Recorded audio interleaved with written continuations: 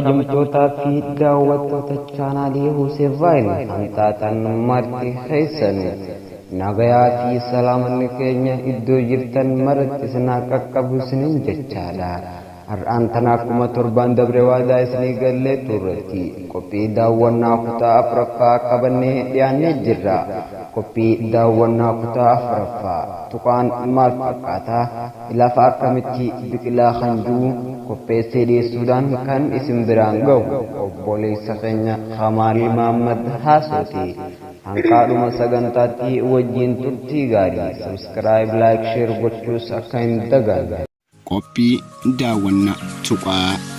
daawwannaa tuqaa keenya har'aan tana godina Harargee Bahaa aanaa Mayyii Mulluqqeetti uumama Rabbii kana fakkaatu kana isin daawwachiisuudhaaf deemnam.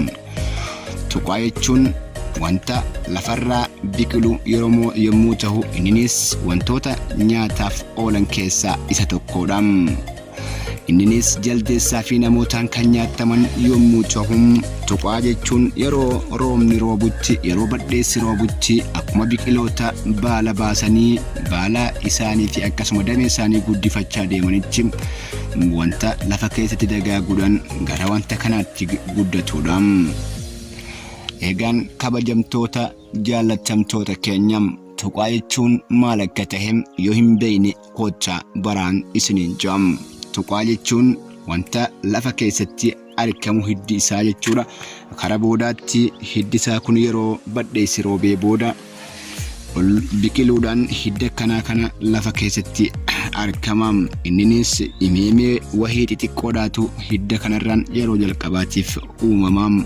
Imeemeen xixiqqoon uumaman kun yeroo badheessi roobee lafti jiidhee wanti hundi margetti karaa isa kanaatti guddachuudhaan tuqaa jedhama.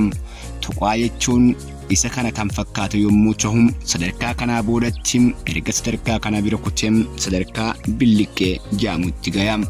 Billiqee jechuun wanta kana fakkaatu yommuu ta'u, inni kunis guyyoota 4 yookaan 5 kan hin caalle keessatti namaan buqqaafatamuu fi akkasuma jaldeessaa nyaatamurraa yoo hafe karaa ilbiisotaan bosbosamuutti jijjiirama. Ilbiisonni keessoo isaa kana keessa galuudhaan elallaan afran keessa jiran kanaa fi akkasuma qaama isaa diddiimoo mul'atan kana keessa seenuudhaan innis qaama lallaafaa fi bilchaatee jiru waan ta'eef qeensaa yeroo tuytu waan dhusubduuf as keessa galuudhaan bosboseessee akka innis guyyaa muraasaa booda bosbosu taasisa.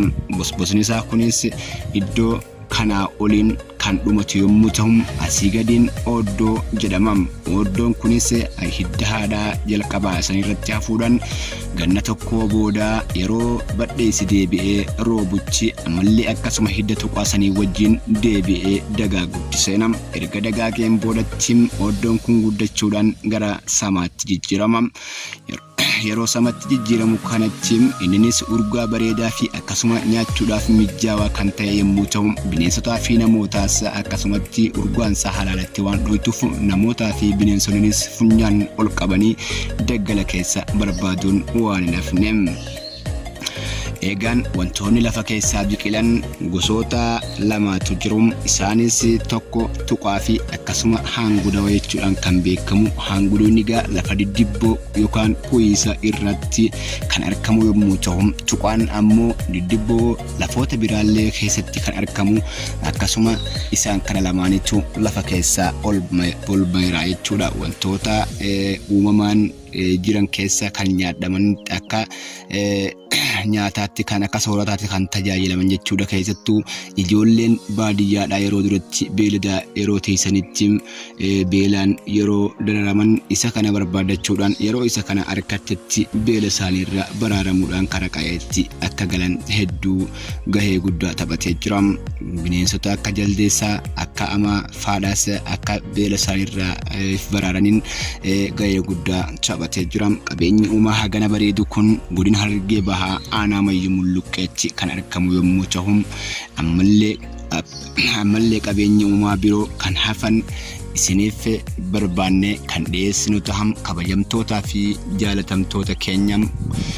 Qabeenya uumaa keenya kan hin beekne kan hin beekamin beeksisuudhaaf akkasumatti namoota baay'ee hundatti agarsiisuudhaaf akka addunyaatti akka daawwatamuuf share, subscribe, like godhuu akka hin daganne isin jechuu barbaada.